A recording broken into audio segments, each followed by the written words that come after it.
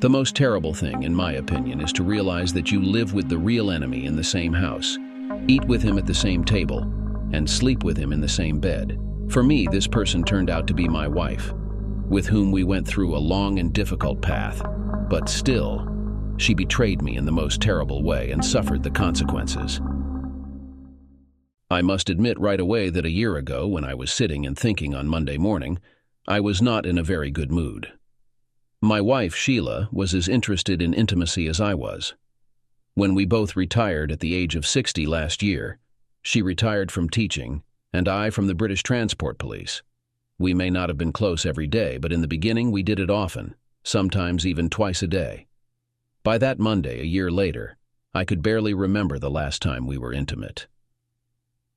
My wife claimed that my boredom stemmed from not having a hobby, which led to depression and then lethargy, ultimately making me too tired for intimacy. I had another theory. I thought I was depressed because I didn't engage in intimacy, but I suspected she was depressed. That was my dilemma. If she didn't have intimacy, then who wasn't she as upset with as she was with me? If she was engaged in intimacy, how and when did she do it? Take that Monday, for instance. She was in town meeting Sally, an old school friend, for their weekly gossip over coffee. But was she really? Yes, she was. I had followed her and watched them meet up and go into their favorite cafe together. It had been the same story for the past 3 weeks. And when she got back after an hour or so, she always had some shopping with receipts showing the correct date, time, and price code. I checked. I was a cop. It's what we do. On Thursday evenings, she went to a pottery class while I went to the pub. For those 3 weeks, I went to the pub near the community center and watched her go in and come out exactly on schedule. I even peeked through the window and saw her making a pot. There it was, finished and glazed, on the table in front of me, mocking me. There was no doubt she was genuinely attending the class, just as she said. There were no other plausible opportunities for her to meet someone, engage in intimacy, shower, and return without me knowing. So why did my instincts keep telling me she was having an affair? It was the following Wednesday when everything clicked. Well, I say clicked, but the resounding thud in my head made it feel more like an anvil. It was the towels that first gave me an inkling. Sorry, that didn't make any sense. Let me explain. In our house, Wednesday was laundry day. On this particular Wednesday, as I groggily got out of bed, Sheila came out of the ensuite with an armful of blue towels. "I'm putting these in the wash now," she informed me. "Can you get the purple towels from the cupboard and place them in both bathrooms, please?" It was a straightforward system. She replaced the towels weekly, and by alternating the blue and purple sets, she ensured they were all being regularly rotated. "On it," I replied, and did as she asked while she headed downstairs to the utility room.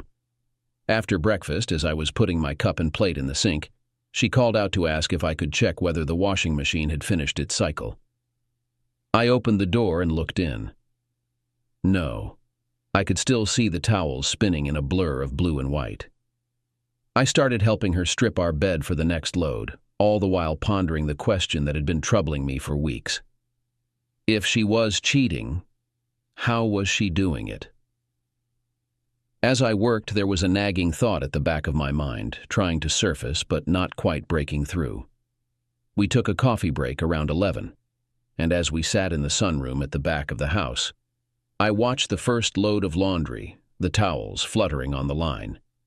There they were, 4 blue bath sheets, 4 blue hand towels, and at the very end, almost hidden close to the house, a white bath sheet. The voice at the back of my mind was now jumping up and down, waving its arms and shouting obscenities at me, desperately trying to get my attention. Cue the anvil. Why was there a white towel in the wash? It hadn't been in our bathroom laundry basket. I would have noticed. It hadn't been used in either bathroom. There was no reason for it. In fact, we only kept the 2 old white bath towels to use outside in the summer when the grandchildren played in their inflatable pool. It was March, and those white towels had been put away clean months ago. Could it be that she had been sleeping with someone in our own home, and it was easier to hide the evidence by using the towels rather than leaving visible marks on our bedding? It couldn't have happened in our bed. I might have been sleeping heavily lately, but I'm sure I would have noticed if she had been with someone next to me. Then the other anvil dropped. Jesus, it's so obvious. I wasn't lethargic because I was depressed. She had been doping me. You're looking pensive, dear. Her voice interrupted my thoughts. What? Oh, yes. I've been mentally working on this puzzle for a while now. It was quite frustrating, but I think it's finally starting to make sense.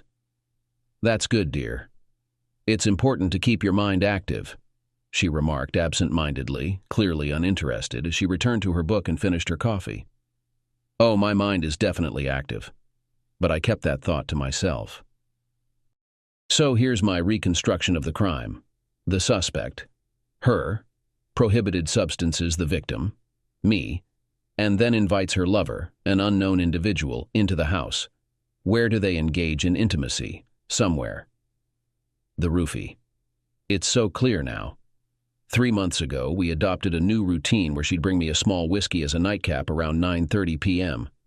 Then, at 10, we'd take our tablets, a mild sedative for her sleep, a statin for my blood lipids, and a multivitamin for both of us. She said she'd read that taking our medication right before bed made it easier to remember and more effective. I made a mental note to carefully check my tablets when I had the chance. But if I was right, I knew the how, roughly the where, but who? Who could she get to sneak into the house at that time of night? No way. It couldn't be that irritating, slick little jerk next door, could it?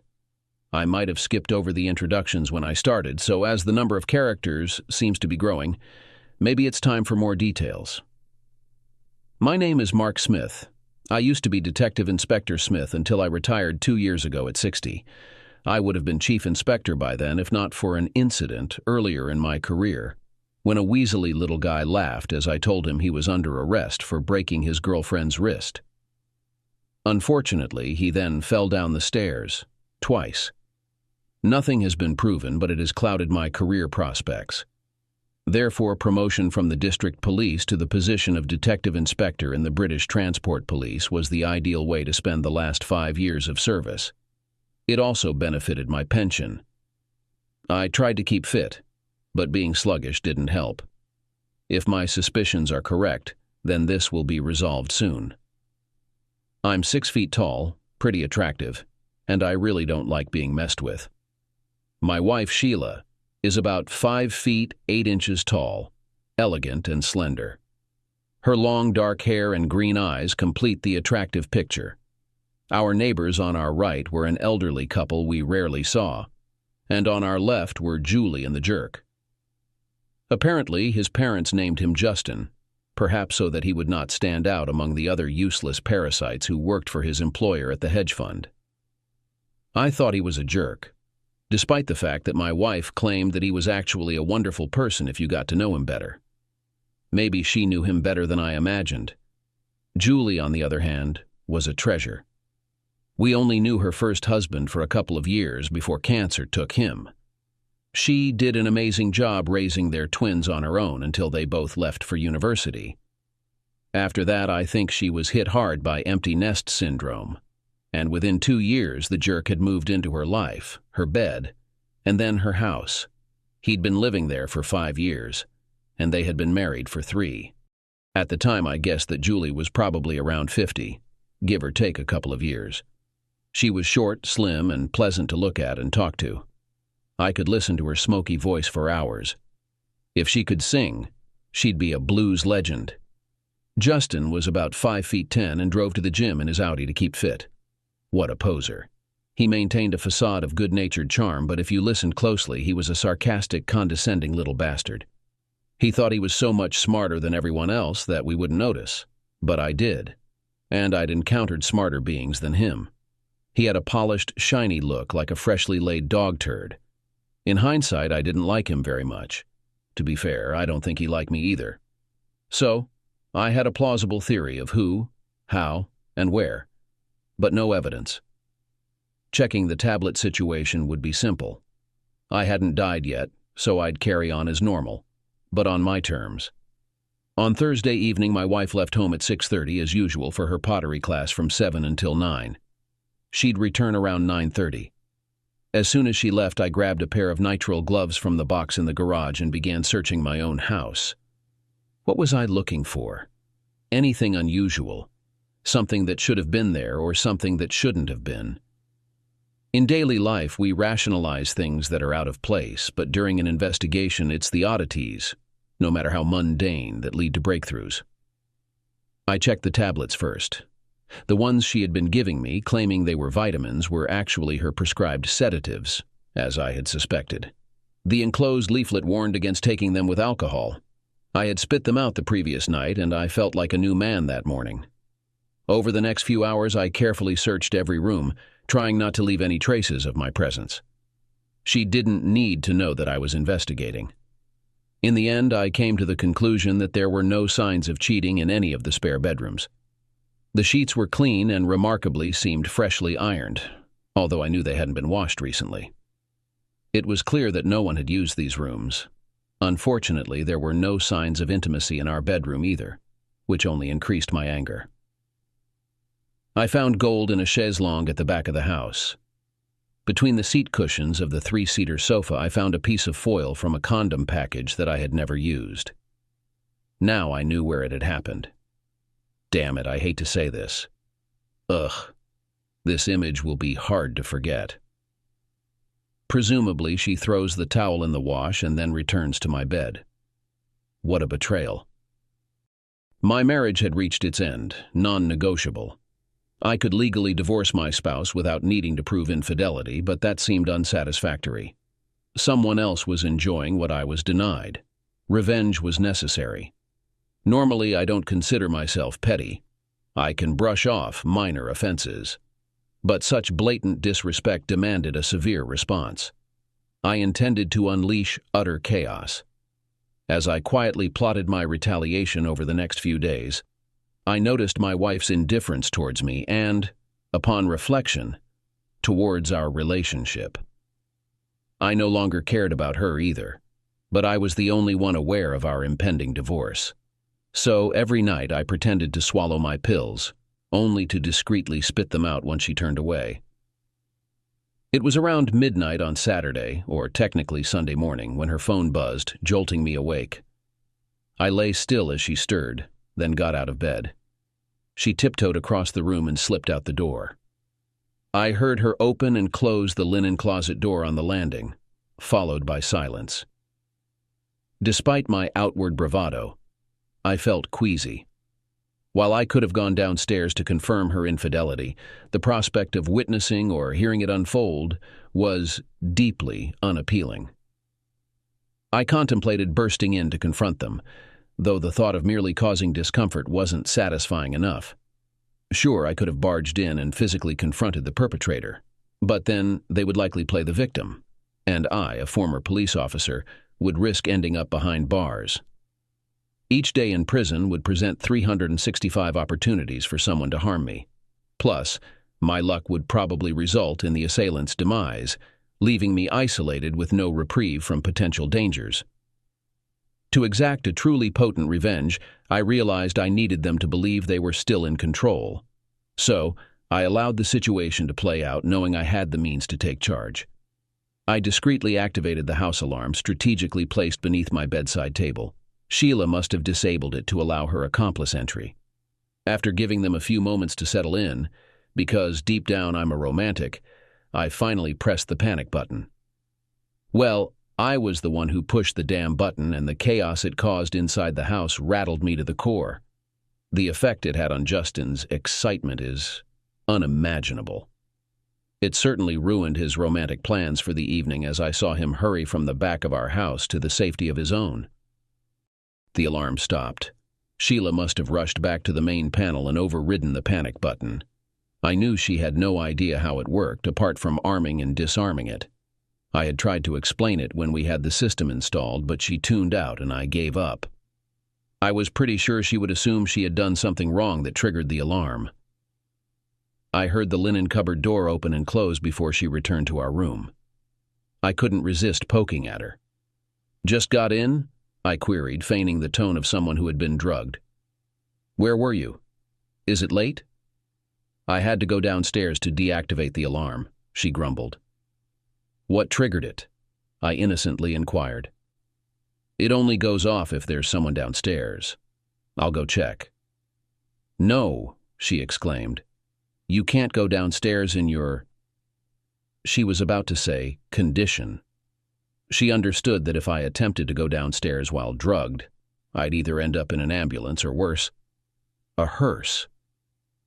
It could lead to complications, and she was clever enough to grasp that. I had already reset the alarm downstairs and there was no one there.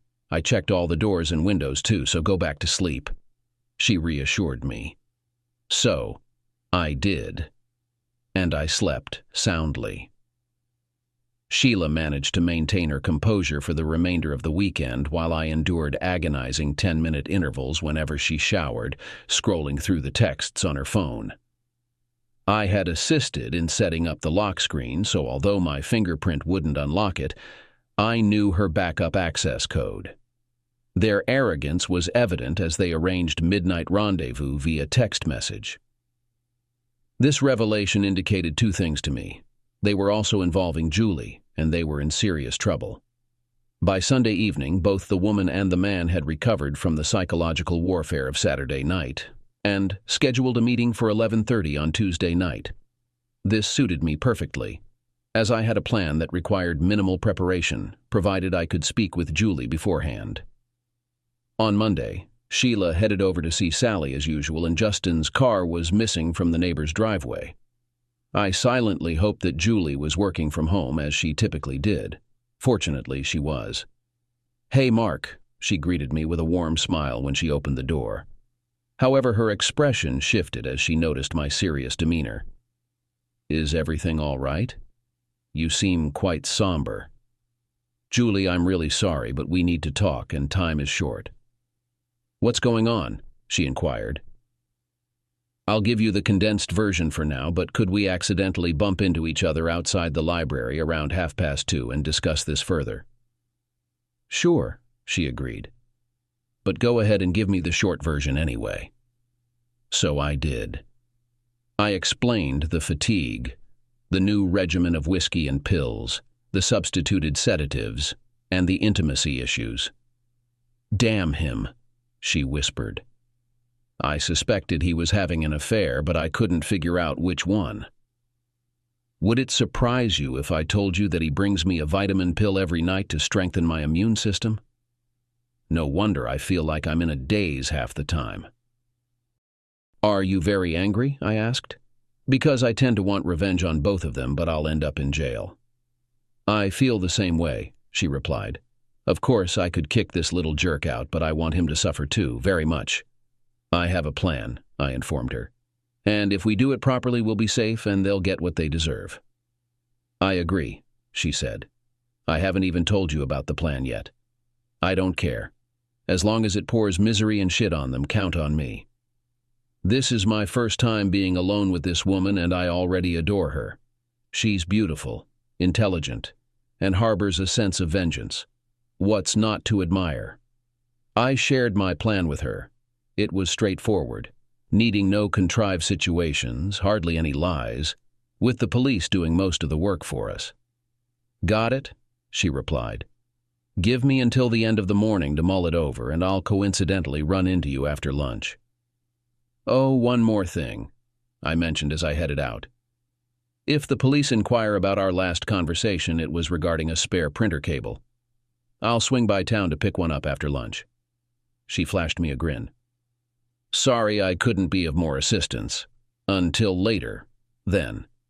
And with that, I departed. After lunch we met, and I presented her with the cable I had managed to purchase. It seemed the old one had been discarded accidentally. There wasn't much need for clarification. My plan was straightforward and easily executable. Our primary concerns were avoiding any clever remarks or actions towards our cheating spouses that might tip them off, and agreeing to take our sleeping pills on Monday and Tuesday nights, albeit on our own terms, like the compliant cuckolds we were. On Tuesday, I decided to organize the garage. I was growing increasingly frustrated as I noticed signs that Sheila was preparing for another rendezvous in our home. To maintain distance and control my temper, I focused on the task at hand. Sheila had cleaned the sunroom and placed the white towel prominently in the linen cupboard, ready for their activities on the sofa. I refrained from contacting Julie again. Maintaining our usual routine was crucial. That night at 10 o'clock, Sheila handed me a generous pour of whiskey along with my medication. She observed as I swallowed them down, then returned to the kitchen for her own dose. I discreetly spat out the pills, concealing the sedative, and instead took my statin with a sip of scotch. It was crucial for my toxicology report to remain consistent. By 10:30, I should have been feeling drowsy, so I complained a bit about struggling to keep my eyes open until she sharply told me to go to bed. I complied, but ensured I didn't drift off by concentrating on why she deemed it acceptable to treat me this way. With him, after almost 40 years, and 2 children. It wasn't just infidelity, but it was also under our own roof, after drugging me. It was heartless. I noticed that she went to bed after about 15 minutes, so I pretended to be asleep. After she cheated on me, she went to the bathroom, from where I heard the noise of the shower and the sound of her brushing her teeth. When she flushed the toilet, I continued to pretend to be asleep. At 11:30, her phone vibrated on the bedside table. I cried out softly as if I had been disturbed, then lay down again and slowed my breathing. I heard her get out of bed, grab a towel from the closet, and head downstairs. Like last time, she left her phone next to the bed, but who was she going to call? 5 minutes later, her phone vibrated again, and another message came. Despite the circumstances, I couldn't help but smile. Most likely it was Julie. She was asking if Justin was standing at the door of our sunny room, checking if everything was all right. I didn't touch Sheila's phone. I was still dazed and disoriented, remember? Then my own phone rang. And again, it was Julie. And again, I decided not to answer, but that was my excuse for not sleeping. I tiptoed downstairs, trying not to disturb them, and stopped at the slightly ajar kitchen door. Sounds reached my ears. I felt a surge of disgust and indignation. What have I done to deserve such an attitude from her?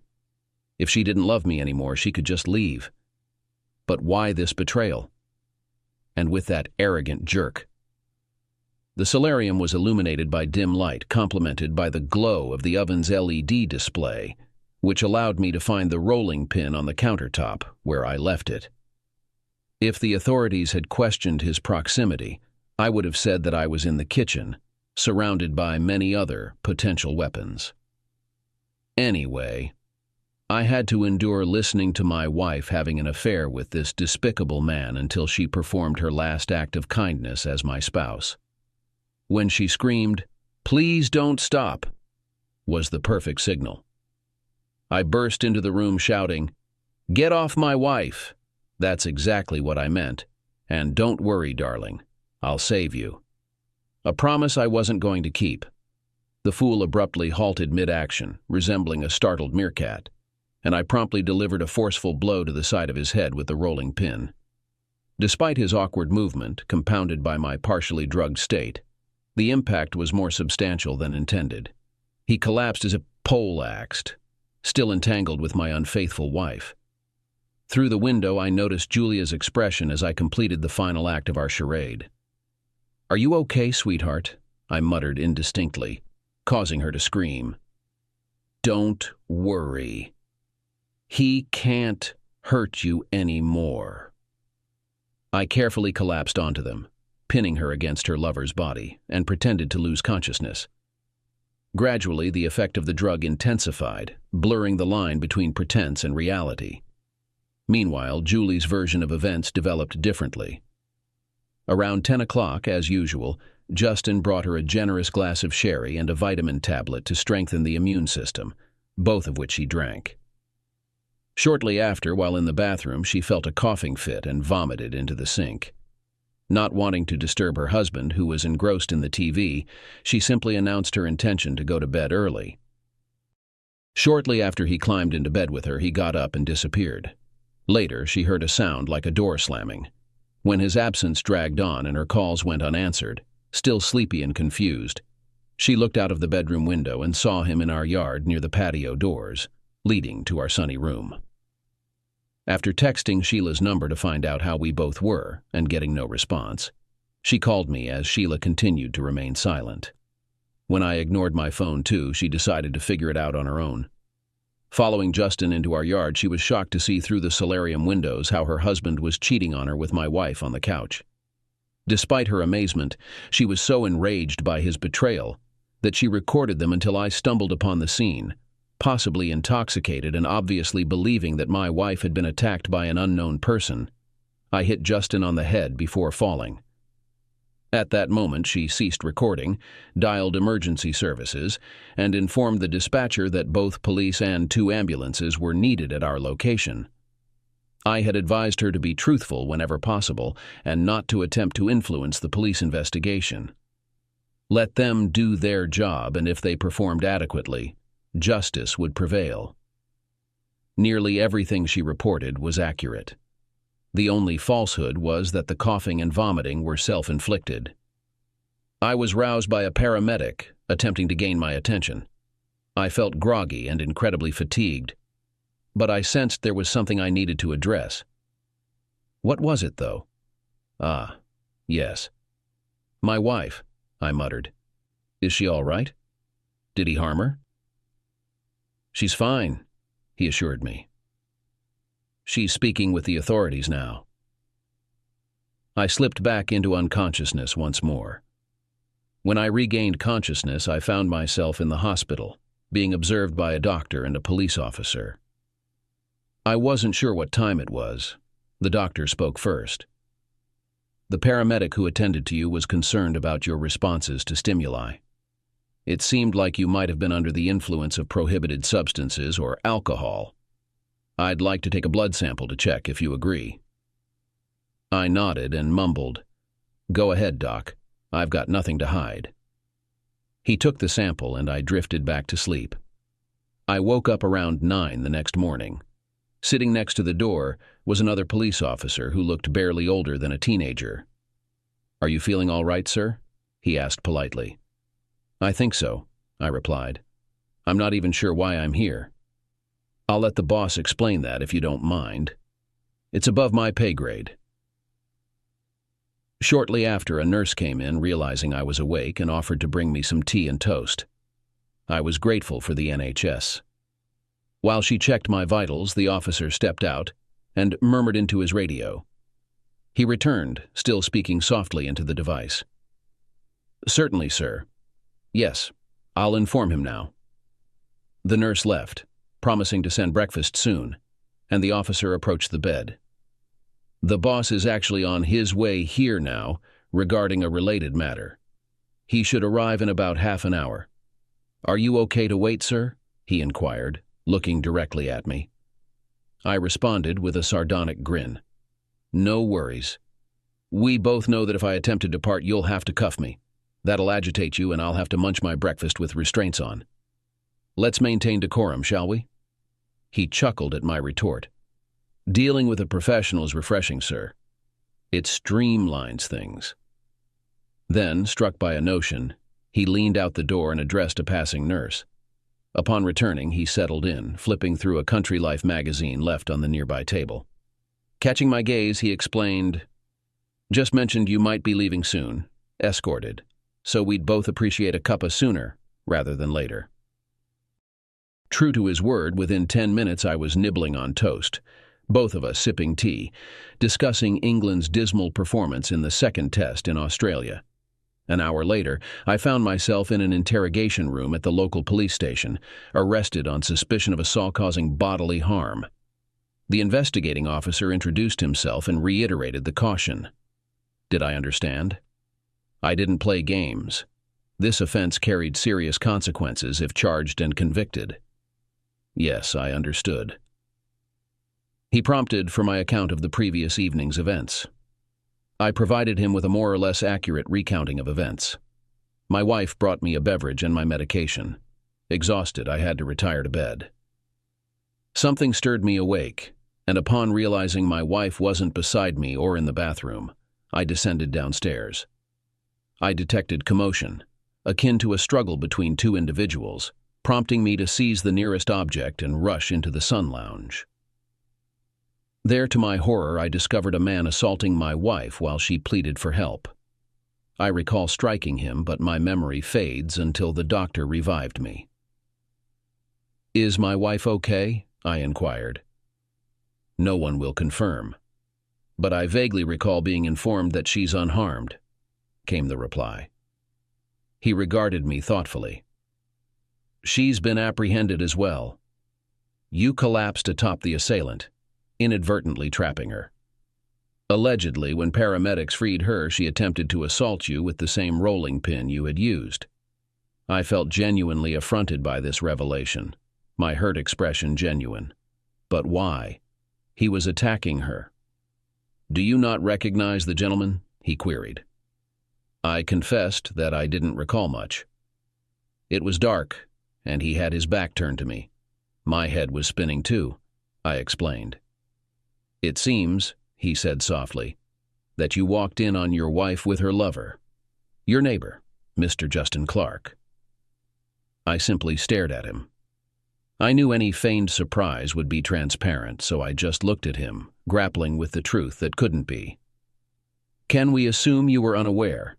he inquired. I nodded. I had my suspicions, given her recent detachment, but she never had the chance. Even when we were apart, I always knew where she was. So I attributed her distance to my depression rather than infidelity. "Let me clarify," I pressed on. "I'm being arrested for suspected ABH, but the man I assaulted, thinking he was assaulting my wife, was actually her lover, my married neighbor." "That's a succinct summary," he confirmed. "Damn. I guess I should inquire about his well-being then," I suggested. He grimaced. "He's in a medically induced coma. The impact appears to have caused a minor yet significant brain hemorrhage. It's not immediately life-threatening, but it's a serious matter." I remained silent, contemplating. "Now I need to inquire about your medical history," he said, pausing to allow the information to settle. "We'll verify with your GP, of course, but what medications are you currently taking?" I mentioned the statins for my cholesterol and the vitamins my wife had strongly recommended I take. He rose from his seat. "You're still under arrest, but I'm withholding charges for now, pending further investigation. I trust you understand." We exchanged knowing smiles before he signaled for a uniformed officer to escort me to a cell. I didn't resist or object. There were tasks at hand for them, evidence to gather and process. I felt content and secure where I was. Why stir up trouble? The investigation proceeded smoothly. Considering the seriousness of the harm inflicted on Justin, thorough attention was given to gathering evidence and conducting forensic analysis. Consequently, within a week, it became evident that Julie and I had been deliberately and methodically administered a prescription medication, purportedly for my wife's non-existent insomnia, over a span of at least 3 months. Analysis of the sink trap in Julie's bathroom uncovered remnants of vomit, containing the same substance as the one discovered in both residences, stored in containers falsely labeled as vitamin supplements. The sole fingerprints found on these containers belonged to Justin and Sheila. Disloyal acquaintances administered the same doses to both Julie and me, as a result of which Julie, who was small, showed the first signs of liver damage. Fortunately, the disease was discovered before it became irreversible. The video taken by Julie and the recordings of our phone conversations confirmed our stories. Moreover, my blood test showed that during the quarrel with Justin, I was taking a significant amount of sedatives, which caused a change in the police investigation. A study of the couple's phone conversations and text messages definitively showed that they were in cahoots and gave Julia and me illegal substances while they were engaged in their affair. Justin boasted that he enjoyed being with my wife in our house while I was sleeping upstairs. He felt offended by my disrespect for him, seeing it as a form of retaliation. When I recalled what my wife had said in response to some things, I found myself wishing I had hit her with the rolling pin too. Things took a positive turn. Julie willingly allowed the police full access to our home, just as I did. We had nothing to hide. Upon inspecting our computers to see if Julie and I had planned the incident that night, it was revealed that the deceitful individual had been manipulating his investors' finances and devising a scheme for a big payoff before fleeing to a country with no extradition treaty. They uncovered various suspicious accounts on the laptop hidden in his spare room, including one in my wife's name. She thought they would take our money and run. He had similar intentions, but she wasn't part of the plan. Only her money was, along with mine. I wished I could witness the police informing her about it. Eventually, they were both charged with maliciously administering poison, with intent to injure, aggrieve, or annoy any other person under Section 24 of the Offenses Against the Person Act 1861. The maximum sentence, if convicted, was 5 years in jail. They were also charged with conspiracy to defraud. Despite Sheila not being involved in finance, her messages to Justin indicated her active participation and awareness. The maximum sentence for this charge was 10 years. Justin was discharged from the hospital and taken directly into police custody. They both remained in custody until the trial. My wife was sentenced to 2 years in prison for maliciously administering and another 2 years for conspiracy to defraud, with both sentences to be served concurrently. He received a 3-year sentence for malicious administration due to the harm inflicted on Julie's liver, and an additional 5 years for fraud. Julie spared no effort in aiding the police to trace every last cent he possessed. There was a glimmer of good news for him. Prison medical staff are optimistic that his speech will have fully recovered by the time he's released. However, what his future employment prospects will be upon release remain uncertain. Most of his assets have been confiscated by the police under the Proceeds of Crime Act, and even his former classmates are unwilling to offer him a job involving finances. But that wasn't the end of it, far from it. Once the police clarified that we were the victims and I wouldn't face charges of actual bodily harm, given that I was drugged by an accomplice of the person I was accused of assaulting, I enlisted some old acquaintances in the national media. Julie and I chose to maintain a dignified silence. We had been egregiously betrayed by those we trusted and needed time to contemplate. The media coverage was ruthlessly scathing. Sheila and Justin were condemned at every opportunity. Not a single commentator or pundit could find any justification for their actions. Julie, especially, garnered sympathy to such an extent that no one could comprehend how Justin could leave her for another. As for me, well, not quite the same level of sympathy. During the trial, our children were present in the courtroom. I couldn't join them until after I had testified and been excused. My time on the witness stand was brief, only 20 minutes. The most incriminating evidence came from the forensic experts: my blood tests, Julie's liver damage, the vitamin containers, the text messages, and the financial analysis. I couldn't understand why Julie let Justin convince her to plead not guilty.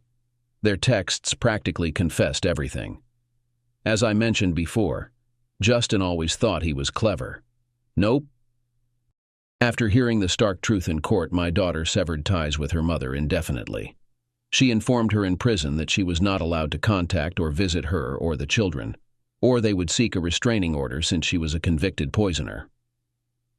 My son, who had been very close to his mother, took it especially hard.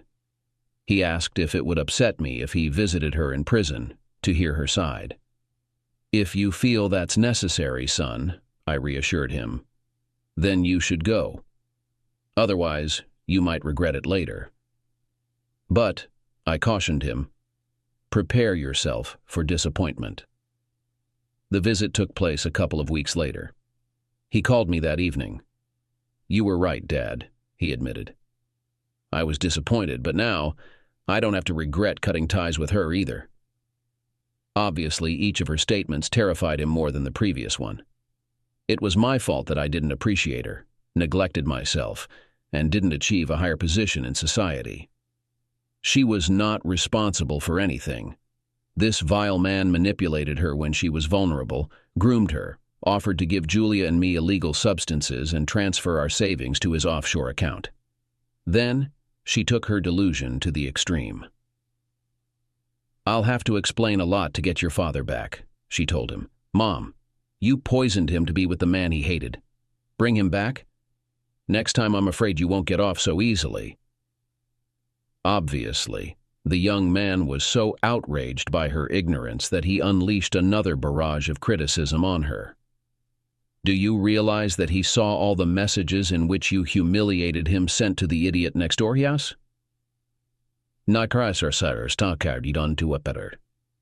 Right now, Dad's biggest regret is that he didn't know you were with Justin. Otherwise, he could have knocked you out with a rolling pin. He risked going to jail thinking he was protecting you from a robber while you bullied him behind his back with your sneaky lover. I felt a pang of guilt about it, but I didn't pay attention to it. Their separation wasn't amicable. In fact, the conditions mirrored those of his sisters. No calls, no letters, no visits. She forfeited not just her dignity and reputation, but also her husband, daughter, son, and grandchildren, all for a tawdry affair with an embezzler. She also lost a substantial portion of her savings. During our divorce proceedings, while she was in custody, I sold the house and fairly divided our assets. With enough wealth to disqualify her from legal aid, she had to foot the bill for her defense. Additionally, I pursued a personal injury claim against her for the emotional distress caused by her malicious actions. By the time she's released, she'll only have her pension and little else. Simultaneously, Julie divorced Justin. If he expected half of their home, he'd be sorely disappointed. The house, endowed in trust by Julie and her first husband for their twins, allows Julie occupancy for her lifetime. Justin is left with nothing but the streets. Julie and I weathered the storm of public scrutiny for a few months, careful to portray ourselves as victims of our spouse's despicable behavior. When the media frenzy became overwhelming, I retreated to a secluded villa in the south of France for 2 weeks, while Julie sought solace with a friend in a similar retreat. We came to realize that we trusted each other immensely, especially given our past experience of betrayal. At first, we were friends, then lovers, until eventually I sold my share of the house and moved in with Julie. My children adore her, and her children have a new grandmother now. Julie's twins get along well with me too, even though I'm not Justin. We are not married, and it is unlikely that we will ever be married. Nevertheless, I am proud to call her my life partner, knowing that if she gets tired of me, she will kindly let me know that everything is over between us. I believe that she will not deceive me, just as she trusts me. I started this story by mentioning my depression due to lack of intimacy. Julia found a solution. The debt was paid in full during the first week of his stay in France. She is an incredibly passionate lover. How anyone could leave their bed for an ordinary woman like Sheila is beyond me. We still take vitamins at night, but now they are the right vitamins. Julia stopped drinking to help her liver recover, and I followed her example. I want to live as long as possible, waking up next to her every morning. Earlier, I mentioned Julie's beauty, intellect, and capacity for retribution, and I was already smitten with her. My jest had a hint of truth. Now, it's undeniable. She's endured losing a spouse to cancer, single-handedly raised 2 kids, and suffered betrayal by that despicable individual. Yet, she still knows how to love. And it's me whom she loves, flaws and all. What an extraordinary woman.